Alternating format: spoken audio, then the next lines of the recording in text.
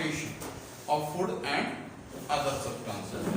इसमें जो ट्रांसपोर्टेशन है फूड का करेंगे, तो फूड का ट्रांसपोर्टेशन किस तरह से करेंगे और उसके लिए कौन सी टिश्यू रेस्पॉन्सिबल है।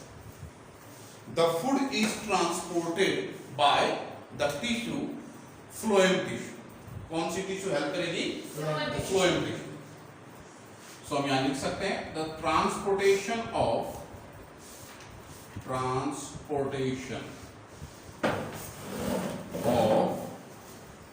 Food and other substance.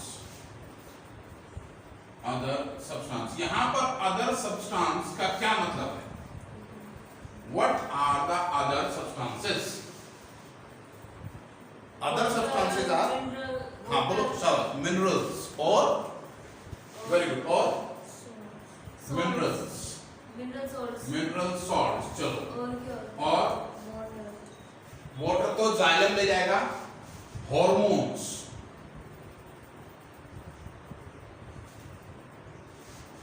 And other chemicals और etcetera. Mineral salts and hormones जैसे केमिकल्स को ट्रांसपोर्ट करवाने का काम करती है, वो कौन है? The transportation of the food and other substances is done by phloem tissue. कौन सी टिश्यू होगी? फ्लोएम टिश्यू होगी, ठीक है। फ्लोएम टिश्यू रेस्पॉन्सिबल है जो फूड है, प्रिपेयर्ड फूड लीफ में, वो प्लांट की हर एक पार्ट तक पहुंचाने का काम करेंगे। कौन? Phloem tissue. अब फ्लोएम टिश्यू के पार्ट क्या क्या थे ये हमने जाने, कौन से थे? फ्लोएम फाइबर, पैरेन्काइमा, गुड, sieve tube, companion cell, phloem fibre और फ्लोएम पैरेन्काइमा, ये चार पार्ट्स हमने पढ़े थे। अब सीड ट्यूब क्या है, कैसी दिखती है? कंपेनियन सेल क्या है, क्या फंक्शंस है, ये हमें जानने हैं, ठीक है। The main part of this phloem tissue are, क्या क्या थे फिर से एक बार रिवाइज कर लेते हैं। यहां पर number 1 sieve tube, and number 2 companion cell, and number 3 है आपके पास फ्लोएम पैरेन्काइमा,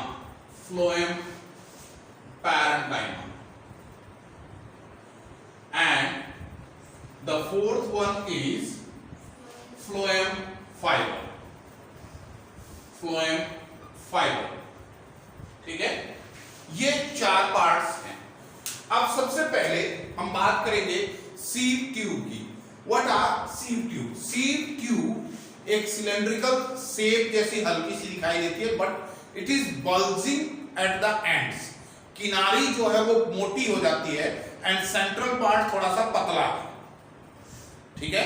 कुछ इस तरह से अगर हम सीड ट्यूब को ऑब्जर्व करते हैं तो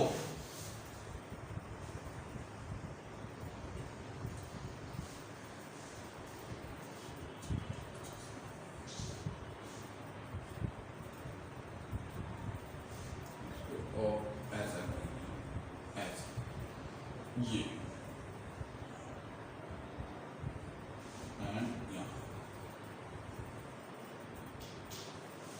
ऐसे सीड ट्यूब, ये आपकी सीड ट्यूब सेंट्रली क्या है, थोड़ी सी पतली, किनारे पर क्या है, मोटी हो गई। इसके बाद फिर यहां से ये जब चली जाती है तो यहां से आप क्या देखोगे, ये फिर से ऐसी है, फिर से ऐसी है,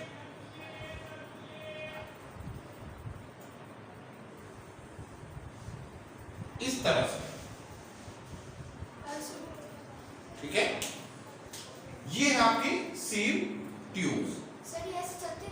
हाँ जी, 1 2 3 ऐसे पूरे नीचे से लेके ऊपर तक, each and every leaf, branch, stem, roots तक ये कनेक्टेड है सारे, अब क्या है कि इसमें ये तो हो गई ट्यूब, अब सीव, सीव का मतलब क्या है, कोई मुझे ये समझाए, what is the meaning of sieve? Sieve को हम हिंदी में क्या कह सकते हैं? एक तो सिलना होता है। हाँ, वेरी गुड। एक तो सिलना, सिलने को हिंदी में क्या कहते हैं? शीविंग कहते हैं, है ना? उसकी स्पेलिंग ऐसी नहीं, SEW होता है। हाँ, फिर वो शीविंग होता है, हाँ। ये सीविंग नहीं है, ठीक है? नाला। चलो और बताइए, एक नाला भी तो होता है, सीवेज वगैरह ऐसे। उसकी स्पेलिंग क्या ऐसी होती है? सी से होती है। वो सीवर होती है, SEWER। इसका नहीं है, इसका नाम होता है। और क्या? ये है सीव। सीव का मतलब छालनी, जिससे हम चाय छानते हैं, आटा छानते हैं, वो छालनी को बोलते हैं सीव, ठीक है? छानना, सीविंग, क्लियर? अब ये सीव प्लेट है ये पूरी, यानी कि ये छालनी है पूरी। अब मैंने बीच में एक लाइन बनाई है डॉटेड, एक्चुअली ये सिर्फ 2 डायमेंशनल है, इसलिए है। ये पूरी छालनी है प्लेट। अगर मैं इसको समझाने के लिए बात करूं तो मैं इसको हटा देता हूं ऐसे, समझने के लिए आप इसमें समझ सकते हो कि इसके अंदर ऐसे होल्स हैं छोटे छोटे, बिल्कुल जिस तरह से छालनी में होल्स होते हैं। समझ आ रही बात आपको? जिस तरह से छालनी में, पूरी छालनी में आपके होल्स हैं, इसी तरह से इसमें भी होल्स हैं। तो ये प्लेट हो गई, तो इस प्लेट का नाम हो गया सीव प्लेट। क्या नाम हो गया? सीव प्लेट। तो यहां पर सिर्फ जस्ट आपको डायग्राम बनाने के लिए इस तरह से शो कर देते हैं। है तो ऐसी ना, सीव, सीव मींस छालनी, और छालनी तो ऐसी नहीं होती, एक लाइन गोल होती है, ये भी गोल है, पूरे छेद होते हैं, इसमें भी छेद है, तो होती ऐसे है। डायग्राम में हम ऐसा दिखा देते हैं। चीज क्लियर हो गई? कंसेप्ट समझ में आ गया क्या होते हैं सीव प्लेट और सीव ट्यूब? अब सीव ट्यूब के किनारे पर, यहां पर जो ये जगह बची हुई है, ये ऐसे, इस तरफ से भी ऐसे, ठीक है? दूसरी बात, यहां पर सीव ट्यूब में क्या है, ये साइटोप्लाज्म भरा हुआ है, साइटोप्लाज्म इसके अंदर फिल्ड, ये साइटोप्लाज्म तो है इसमें, लेकिन the sieve tube lacks nucleus, it does not contains nucleus, इसके अंदर न्यूक्लियस नहीं है। अब न्यूक्लियस नहीं है तो फंक्शन कैसे करेगा ये? बिकॉज न्यूक्लियस ही तो मास्टर है, कंट्रोलर है सेल का। अब वो ही नहीं है तो ये कंट्रोल कैसे होंगे? पॉसिबल नहीं है। तो इसको कंट्रोल करने के लिए इसके पड़ोस में ये जो सेल लगे हुए हैं, इनको बोलते हैं कंपेनियन सेल। क्या बोलते हैं? कंपेनियन सेल हैं इनके नाम। इस कंपेनियन सेल में न्यूक्लियस होता है, इस कंपेनियन सेल में न्यूक्लियस होता है, and the nucleus of the companion cell not only controls the companion cell but it also controls all the functions of sieve tube.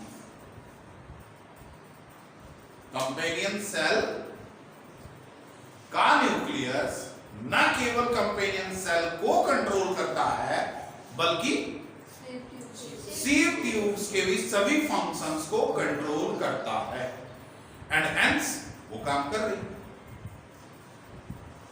ठीक है?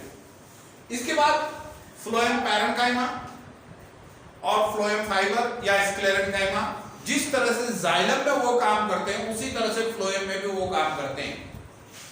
पैरेन्काइमा स्टोरेज ऑफ फूड का काम करते हैं, जाइलम हो या फ्लोएम हो, और फाइबर या स्क्लेरेन्काइमा की अगर हम बात करें, they helps to provide tensile strength, mechanical support.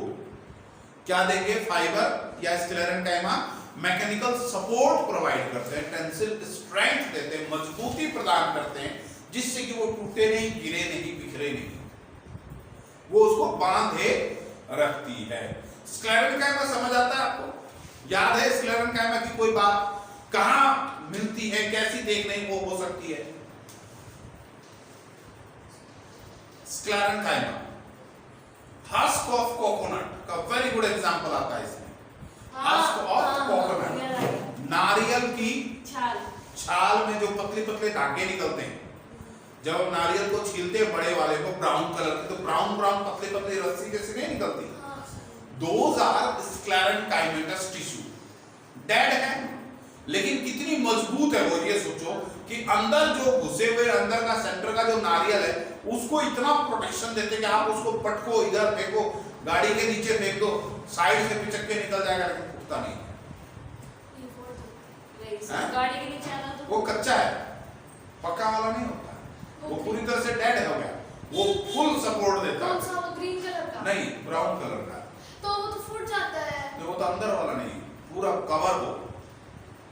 अच्छा, वो उसको कितना ही कैंची से काटते हैं ना ऐसे, वो मार के चक्कू वगैरह उसको निकालते हैं, उसमें कितनी मेहनत है। तो वो बहुत हार्ड है, वो तो धागे प्रोटेक्ट करता है, धागे जैसे। That is sclerenchyma. वो इसी तरह से नट्स जो बीज होती है वो कितनी हार्ड होती है, उनमें भी तो ये भी स्क्लेरेन्काइमा टिश्यू होती है। तो वो मैकेनिकल स्ट्रेंथ, सपोर्ट प्रोवाइड करती हैं ऑर्गन्स को, टिश्यू से।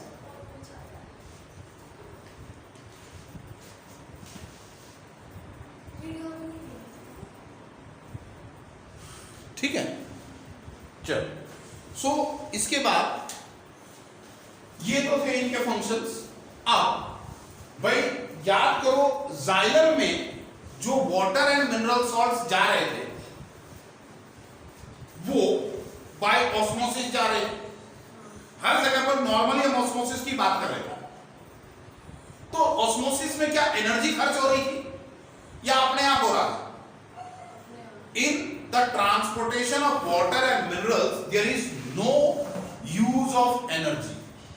But here, in the transfer of food and other mineral salts, there is the use of energy in the form of ATP. इसमें एनर्जी यूज होगी, एनर्जी खर्च होगी, जबकि xylem में एनर्जी खर्च नहीं। एक डिफरेंस तो ये भी मिल सकता है जाइलम और फ्लोएम का। Xylem water and minerals transfer करते हैं, फ्लोएम फूड को ट्रांसफर करते हैं। दूसरा है and transportation of food, this transportation of food and other substances, this is called as translocation. Translocation बोलते हैं। तो कल हमने एक वर्ड और सीखा था, transpiration. Transpiration means removal of water from the plant in the form of water vapour from different parts, हैं? That is transpiration. यहां पर ट्रांसलोकेशन, ये एग्जाम में आपके बहुत इंपॉर्टेंट पॉइंट है, एक नंबर के दो कोई भी आ सकता है या हाफ नंबर के डेफिनेशन बोल देंगे, but define transpiration and translocation. तो transpiration, the removal of water from the plant body in the form of water vapor, and translocation is the transportation of food and other substances from leaf to all the different parts of the body. ठीक है? Translocation means the transportation of food and other substances from leaf to all the other parts of the body. लिख देते हैं यहां पर translocation is the transportation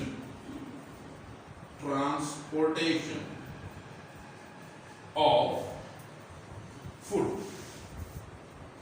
and other substances other substances from leaf or leaves to all the different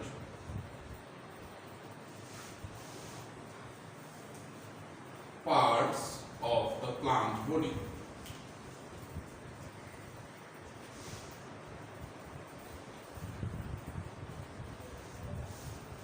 Clear? Now transpiration does not require energy. Translocation requires energy in the form of ATP. Transpiration was unidirectional from bottom to top, एक ही direction है, but translocation is multi-directional, up down, by directional भी बोल सकते हैं इसको, कम से कम ऊपर नीचे तो जाती है, आगे पीछे तो होते हैं, दो डायरेक्शन तो है ही है. Transpiration is unidirectional and translocation is bidirectional. दो तो हैं bidirectional. Clear? यहां तक ट्रांसलोकेशन क्या होगा, ऊपर नीचे जा रहे हैं, कौन कौन हेल्प कर रहा है, ट्रांसलोकेशन की डेफिनेशन क्या है, ट्रांसपोर्टेशन ऑफ फूड कैसे होता है. ठीक है, किसी को कोई बात ना समझ में आई पूछ सकते. क्लियर है? सो नेक्स्ट हमारे पास इसके बाद है क्या चीज है बताएंगे, एक्सक्रीशन है या क्वेश्चन है? चलो क्वेश्चन है तो क्वेश्चन कर लो फिर. हैं आप क्वेश्चंस को एक बार रीड करके देखिएगा सभी इंडिविजुअल अपना अपना. किसी को ऐसा लगता है कि वो क्वेश्चन की बात मैंने आपको शायद ना बताई हो, कोई एक बार क्विक रीड करेंगे और मुझे बताएंगे.